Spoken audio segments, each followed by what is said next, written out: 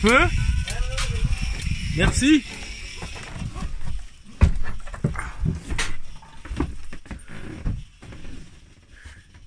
Punaise, c'est quand même bien grand, hein. Oh là là, cet espace. Ah bah ouais, c'est quand même grand. Punaise. Bon, et là c'est vraiment le chantier, hein, donc il y a une grande cabine arrière en fait qui fait sur toute la largeur. Il y a deux portes, mais il y a quand même qu'une seule cabine et une cabine à l'avant. C'est gigantesque, c'est incroyable. Ça fait longtemps que tu l'as ce bateau? Ça fait 2 ans et demi. 2 ans et demi, 3 ans. Ouais. Que tu bosses dessus ou bien qu'il est à l'eau? Au début, j'ai pas beaucoup bossé dessus parce que je bossais à côté, etc. Enfin, je fais d'autres choses. Et puis j'ai commencé à vraiment bricoler dessus depuis un an. Et alors toi, on t'avait rencontré sur le chantier allemand là. Qu'est-ce que tu faisais là-bas? Et ben j'ai des Bebe et Marine, c'est des potes avec qui Benoît j'ai rencontré au Glénan et puis on s'apprête à partir en voyage pour de bon. Donc là vous étiez en train de caréner le bateau. On était en train de caréner le bateau de Bebe et Marine, de le préparer, de faire les travaux qu'il y a à faire hors de l'eau et eux ils m'ont aidé un peu sur le mien quand on l'a mis à terre le mien et puis voilà après on s'aide quand il y a besoin chez les uns chez les autres. C'est essentiel ça dans le monde. Ouais. Sinon tu t'en sors pas. Ouais, sinon si c'est chacun pour sa pomme c'est tout de suite plus compliqué quoi. C'est clair. Et puis c'est notre manière de vivre donc voilà. Et donc gros projet en vue, c'est ça? Ouais bah c'est ça, changement de vie quoi. Donc là tu pars avec eux? Ouais on se suit quoi. Donc vous partez à 2 bateaux? Au moins 2, ouais, peut-être Tanguy aussi, un copain qui est avec nous, enfin sûrement, qu'on n'a pas vu encore. Et sur ce bateau, il y aurait qui?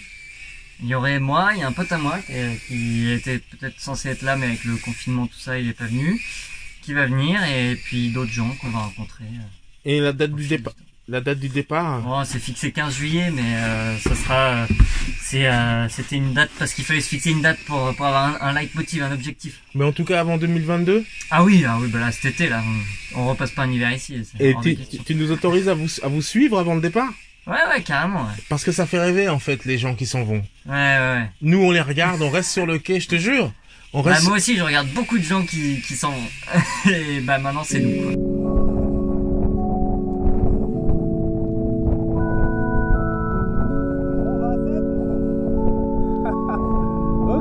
Allez.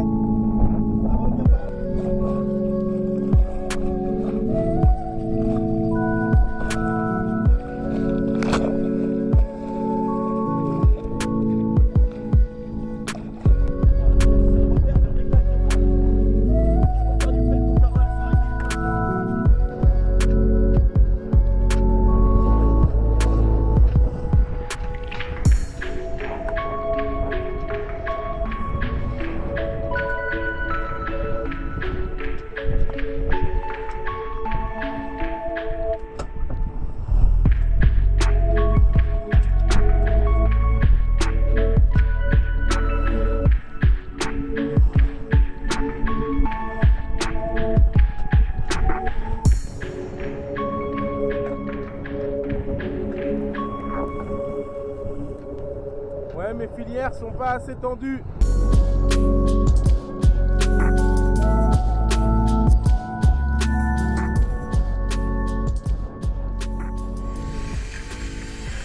Super, merci. Le plan, il est un peu... Ouais, c'est genre c'est sur un demi-tour carrément. Allez hop, j'y retourne. Allez, dis comment ça. Merci, à plus. Donc voilà, l'entraide au quotidien. Ouais, c'est ça que je filme. Et voilà, nous c'est voilà, un machin nous prête un bout de bois, l'autre il nous prête un disqueuse, machin. Donc, tout le monde est à l'entraide comme dans le temps, comme dans les petits villages. C'est ça que je découvre. Alors c'est vrai, peut-être je me suis pas bien présenté à toi. En fait, moi je viens d'avoir un bateau, je suis tout nouveau et en fait je découvre ce monde.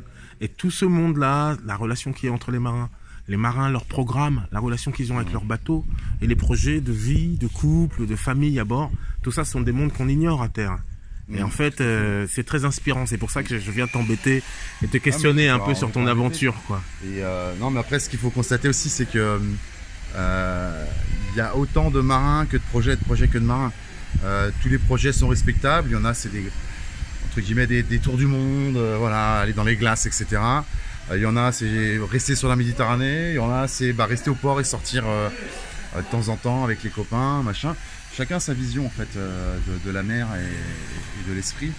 Mais pour ceux qui vivent à bord, il y a vraiment un moule commun assez flagrant, quoi. Alors, ouais. Alors j'ai appris, enfin c'est toi qui m'a raconté cette anecdote, qu'avant de mettre le pied sur un bateau, il fallait demander la permission. Est-ce que tu peux me répéter la petite anecdote, s'il te plaît? Alors apparemment, ça serait une loi qui daterait de Napoléon, qui autoriserait les propriétaires des bateaux à virer de façon malpropre les gens qui s'introduiraient sur le bateau sans la permission. Et tout à l'heure, tu m'as dit carrément le droit de leur casser la gueule et même parfois de les tuer. Bah tuer, je sais, j'irai pas jusque là, mais en tout cas de leur faire vraiment un gros bobo si jamais ils se. Voilà. Et en théorie, ils devraient pas être inquiétés. D'accord. Donc on a, c'est l'autorisation de molester. C'est une vieille loi qui est pas très connue et qui a jamais été abolie et qui perdure jusqu'ici. Voilà, qui perdure jusqu'ici. Bon bah capitaine, bon une fois de plus encore merci beaucoup. Hein, alors eh ben, écoute, fais gaffe à toi, on va pas te casser la gueule. À l'intérieur il n'y a pas de place du coup, mais vas-y.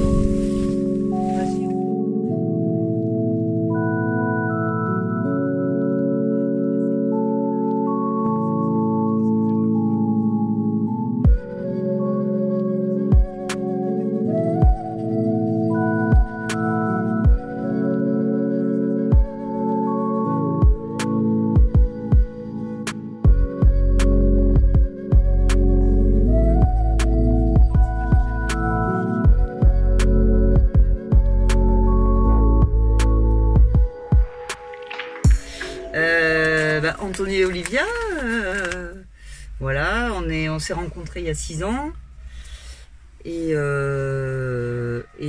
voilà, et on savait que tous les deux pertinemment qu'un jour, pour avoir connu les pays chauds, les pays tropicaux, la vie dans les pays tropicaux, on rêvait quand même d'avoir une vie un peu en maillot et claquettes toute l'année. Oui, parce que non mais c'est ça, tu dis. Voilà. C'est ça, c'est que tu m'as raconté en fait ce truc-là, c'est fou. C'est que avant tu étais des nôtres, les terrestres, qui connaissent bien peu de choses à la mer. Et puis un jour, qu'est-ce qui s'est passé? Vous avez fait une croisière. Donc on a fait une croisière en catamaran en Corse. Et on s'est révélé, chacun de notre côté, on s'est révélé, mais sur ce bateau. Tu te rappelles ce qui t'a ému sur ce bateau Ouais, c'est que un jour j'étais à la barre parce que je barrais avec le skipper. Anthony faisait plus les manœuvres avec le second. Et là je me suis dit, c'est la première fois de ma vie que je me sens à ma place. Alors que je n'avais jamais navigué, jamais... voilà. Et ça a été vraiment une révélation. Et quand on est rentré, on s'est dit, c'est ça qu'on veut. Les prochaines vacances, on se loue un catamaran, on apprend à naviguer et voilà.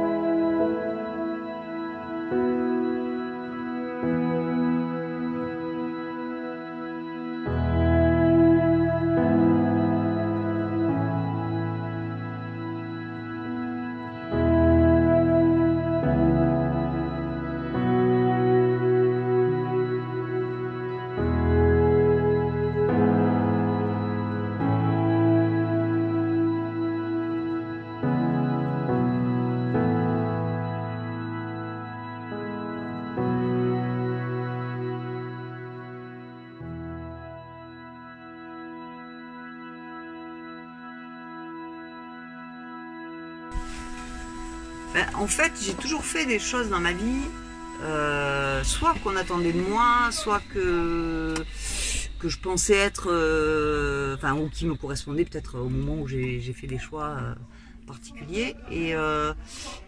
Mais il y a toujours eu ce petit truc qui fait que il manque quelque chose pour être complètement heureux. Alors, le quoi, je ne savais pas. Et ce jour-là, voilà, sur le bateau, en pleine navigation, j'ai regardé autour de moi et je me suis dit, purée, c'est cet élément qui me fait peur depuis toute petite. Parce que moi, la mer, j'y vais. J'ai grandi à Montpellier, donc au bord de la mer. J'y allais très peu. J'ai eu des enfants, donc je les ai amenés à la mer. Mais pour moi, la mer, c'était. Il n'y a pas de plaisir au niveau de la mer. Sauf en plein hiver, quand je me promène le long de l'eau. C'est inconcevable. Tu es en train de nous dire que tu vis sur l'eau alors que tu as peur de l'eau. J'ai peur, par exemple, à la mer, je ne vais jamais nager là où j'ai pas pied. C'est un élément que je crains. C'est pas de la peur. C'est un élément que je crains parce que je sais que c'est traître. Alors que tu es prête à traverser les océans. Peut-être pas encore. Mais j'en vois un qui opine du chef là qui dit. Pour l'instant non, on n'a pas assez d'expérience et voilà, on se le sent pas. L'équipage n'est pas prêt, le bateau non plus, donc voilà. C'est inutile de prendre des risques. Donc mais à notre vitesse, à notre rythme. Un jour peut-être. On continue à se former, on continue à apprendre. Après c'est un nouveau métier qu'on a décidé d'apprendre, c'est le métier de marin, qui nécessite de nombreuses années d'expérience. Il n'y a pas vraiment, il y a des écoles, effectivement, mais bon, il n'y a que le terrain qui sur la mer, voilà, il n'y a que ça qui paye, hein, c'est faire des milles et des milles. Et donc voilà, on y va à notre rythme, gentiment. Bon, on a déjà fait quand même plus de 600 km vers le sud, hein, donc on a fait, on a descendu la côte bretonne. On est parti, en fait, donc pour la petite histoire, donc on habitait au Pays Basque, on avait trouvé le bateau, donc dès qu'on est rentré de vacances, on a trouvé le bateau et on l'a acheté. Et il était à Quiberon, non à Étel. Et quand on l'a récupéré à Étel.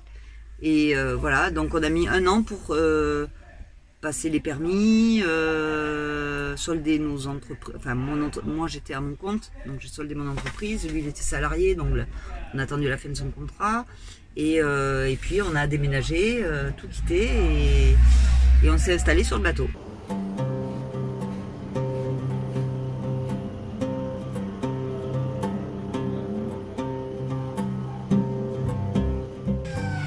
Alors nous voici en compagnie de Ronald. En compagnie de Ronald. Voilà. Qui va nous faire visiter son bateau. Voilà. Récente acquisition. Ouais. Un coup de fusil. Largement. Un coup de canon même. On est toujours en direct du chantier allemand à côté de Cap d'Agde. Il a sorti son bateau pour le caréner et on va aller... En plus que le caréner. C'est un peu ça l'esprit marin, c'est que... On regarde nos bateaux, c'est comme les propriétaires de voitures. Hein. Et chaque bateau est différent, et voilà, ça qui est bien. C'est bien. Oui, chaque bateau est différent, c'est vrai. Voilà, c'est vrai. Et chaque capitaine, c'est le plus beau du monde. Quoi qu'il arrive. Voilà, c'est lui. Attends, lequel? Celui-là? Ah, celui-là, ouais. Non, c'est marrant, je vois rarement ce genre de forme. Ouais. Ça alors, wow. Alors regardez-moi ce mât qui monte, on dirait qu'il touche le ciel. Voilà, il est de 1979. 1979, on va aller le voir d'un peu plus près. Ouais. Alors là, il est en plein chantier. Ouais. En plein chantier, magnifique, récente acquisition. Ouais, normalement, fin septembre, ça sera terminé. Ah, donc tu le laisses là jusque encore 3-4 mois parce que tu as du travail. Je serai à la retraite l'année prochaine. Comment on dit de ça? À la retraite. Bravo, félicitations. L'année prochaine, je vous le dis, moi. Ah, magnifique, magnifique. Alors, mais parle-nous de lui. Donc, il paraît que tu as fait un coup de feu. De Dieu, ouais. Ouais, vraiment un coup de feu de Dieu. Ouais. Est-ce que c'est commun cette forme de coque comme ça? Non, c'est très américain. Parce que justement, quand on regarde avec un bateau plus classique comme ça, avec, hein, vous voyez, hein, un bateau avec le safran, la quille, tout ça. Et puis, regardez la différence. C'est très. Là, on a l'impression qu'on a une sorte de bulbe sous la coque. Très américain, très exagéré. Les Américains, ils sont c'est très robuste. Ah, très costaud. Ouais, moi j'ai une coque qui fait presque 2 cm. Ah, d'accord. Voilà. D'accord. En polyester. En polyester, en plomb. Mais donc du coup, il pèse pas si lourd que ça. Il fait 12 tonnes quand même. Ah oui, mais c'est quand même 4 de moins que... Oui, parce qu'il y a l'acier, lui. Oui, il est en acier, ouais. Et ce bateau s'appelle quand même, j'ai pas dit le nom quand même. Alors, comment il s'appelle? Fafa Piti. Comment tu dis? Fafa Piti. Fafa quoi? Fafa Piti. Alors, en maori, ça veut dire Raimanta. D'accord. Ok, bah c'est ce qui explique peut-être sa forme. En tout cas, il porte bien son nom. Bah, il va être tout... En fait, il va pas rester comme ça, il va être tout tagué. En fait, il va y avoir pas mal de choses dessus. D'accord. Et donc... symbole celte, breton, maori. Donc, il va toute la coque. Et la grand voile et le génois sera aussi peint. Et en fait, pourquoi? Parce que la signification, enfin en tout cas l'apparence des bateaux ont souvent une grande signification pour leurs propriétaires. Donc tu nous as dit qu'ils seraient bariolés de beaucoup de symboles qui représentent probablement quelque chose pour toi. Les océans. Donc j'adore les Raimanta. J'ai mon ami qui adore les requins. Donc surtout les requins, elle.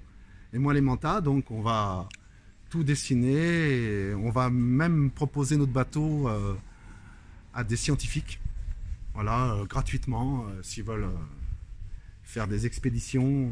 Donc voilà. Lui donner un peu une... Oui, voilà, je veux pas naviguer pour naviguer, quoi, voilà, quoi.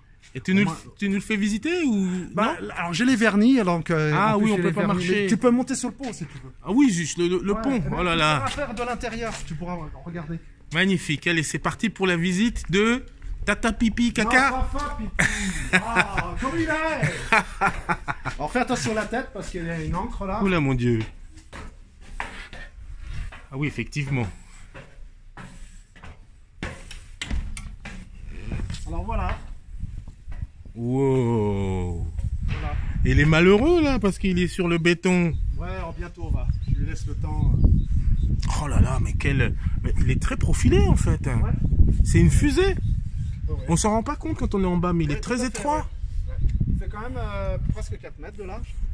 Ouais, mais pour sa longueur, c'est pas tant que ça. Ouais, il est très profilé. Ouais. Très profilé, ouais. Magnifique. Très marin aussi. Et non, il est super. Ouais, félicitations. Hein. C'est un bateau. Alors c'est marrant parce qu'on est sur un bateau, puis juste à côté, on est dans les champs. Vous voyez, c'est quand même un drôle d'effet.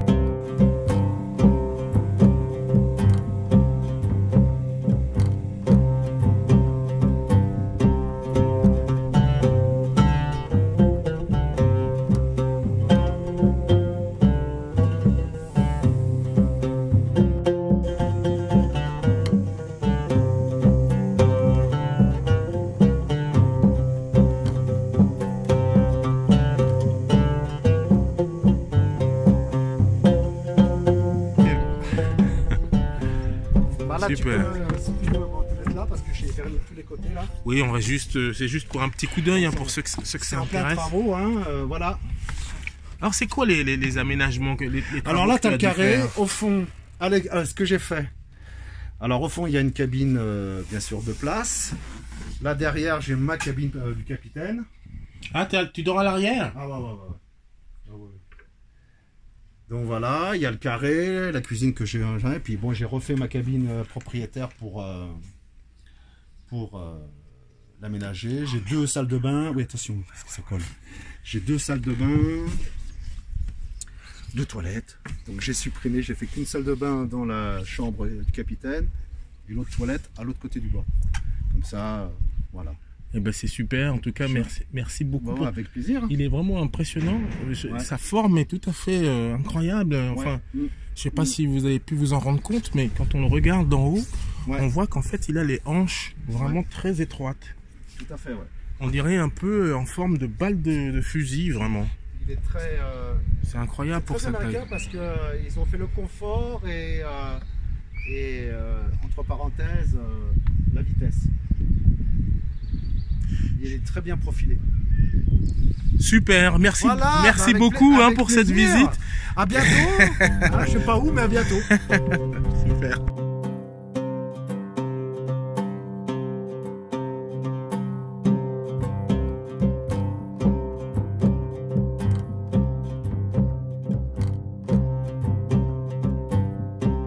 Dans les rencontres qui sont le plus le plus intéressant. Tu rencontres tous les milieux sociaux, tous les âges, tous les genres de projets, du plus simple, j'ai mon bateau à port, puis je sors juste à la journée, au plus fou qui veut partir, faire le tour du monde, passer par les glaces, etc.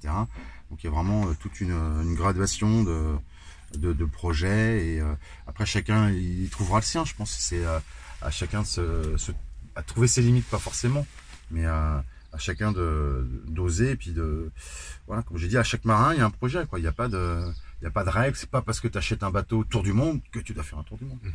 Tu peux juste rester en Méditerranée, ou juste faire la Grèce. Il y a des gens qui vont uniquement en Grèce.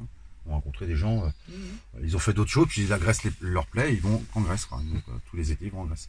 Donc chacun après fait ses projets, voyage ou pas, parce que tout le monde n'est pas dans l'esprit voyage. Après, on peut très bien vivre à bord sans être dans l'esprit voyage. Non, nous on a rencontré des gens qui avaient des vies de terriens, salariés, en CDI, une voiture, mais ils n'avaient pas d'appartement, ils vivaient sur un bateau.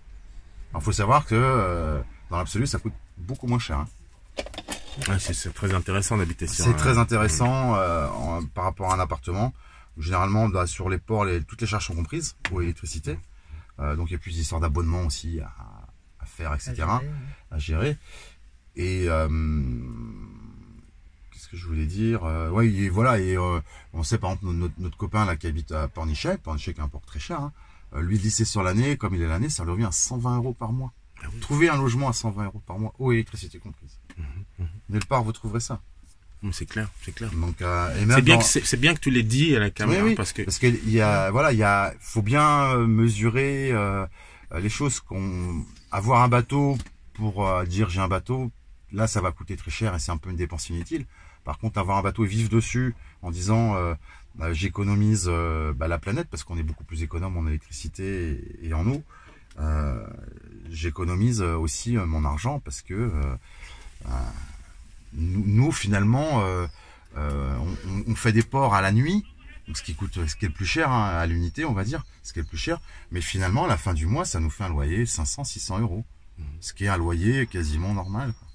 Donc bon, finalement pour un studio, voilà, c'est prix d'un studio. Après bon, on a la taille d'un studio, sauf qu'il est mobile.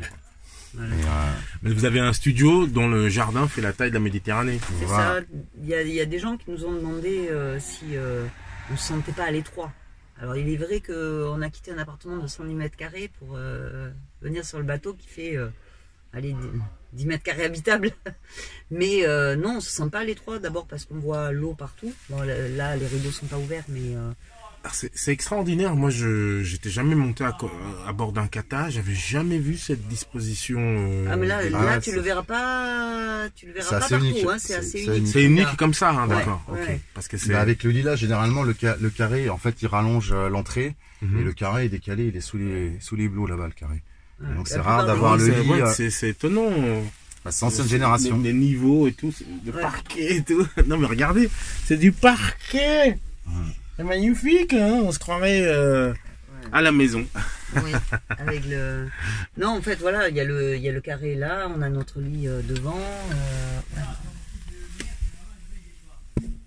Voilà. Bon, c'est un peu le bazar. Hein. Non, mais c'est chouette, et puis là, on est dans la verdure. Voilà, et puis là, on a... derrière toi, on a la cuisine, la salle de bain. Voilà, il y a la vaisselle, c'est pas fait. Alors, en mode chantier, on n'a pas d'eau. Non, mais là, je répète hein, pour la caméra qu'on est sur une zone de chantier et que quand on carène, on en profite pour faire tout le chantier. Tous les bateaux sont en chantier sans exception. Ah ouais, voilà, donc, et on vit en mode chantier. Oui.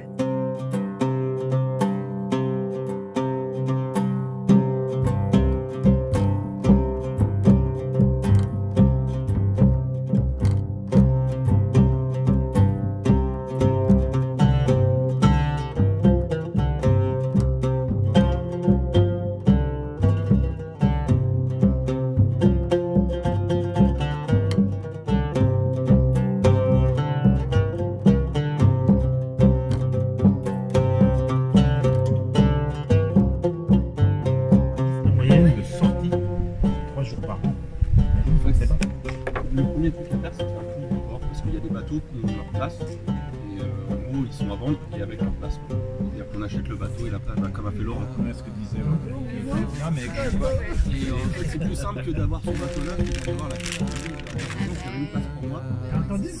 Assez souvent. Mais alors, ça veut dire que... Souvent, ils disent, bah voilà, il y a 10 ans d'attente. Ah oui, ça veut dire que là, aujourd'hui, si je veux acheter un bateau avec une place, je peux. Presque. Oui.